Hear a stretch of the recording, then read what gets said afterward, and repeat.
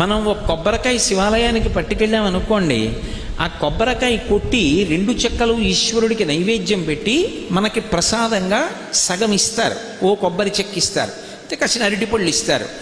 ఇస్తే వాటిని తిన్నగా ఇంటికి తెచ్చుకోకూడదు. శివుడి యొక్క నిర్మాల్యాన్ని, ప్రసాదాన్ని విడిచిపెట్టేయకూడదు. చాలామంది తెలిసి తెలియక ఒక మాట అంటుంటారు, శివాలయం నుంచి ప్రసాదం తెచ్చుకోకూడదు అంటుంటారు. బాగా వినండి, శివాలయం నుంచి ప్రసాదం పట్టుకెళ్ళి తీరాలి ఇంటికి.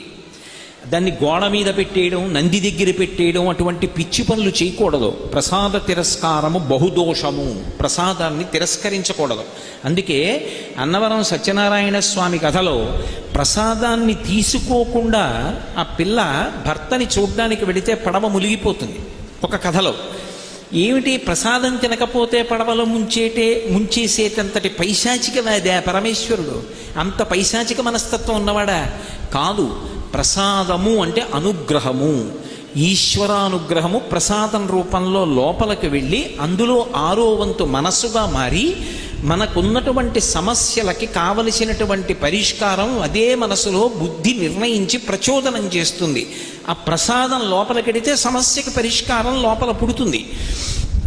అలా ఆ ప్రసాదము ఈశ్వరానుగ్రహము కనుక ఎవరు ప్రసాదమును తిరస్కరించాడో వాడు ఈశ్వరుడి యొక్క అనుగ్రహాన్ని తిరస్కరించినట్లు లెక్క. ఈశ్వరానుగ్రహాన్ని తిరస్కరిస్తూ వెడితే ఈశ్వరుడి యొక్క ఆగ్రహమునకు గురవుతాం. అందుకే శివాలయంలో కూడా ప్రసాదాన్ని తిరస్కరించకూడదు.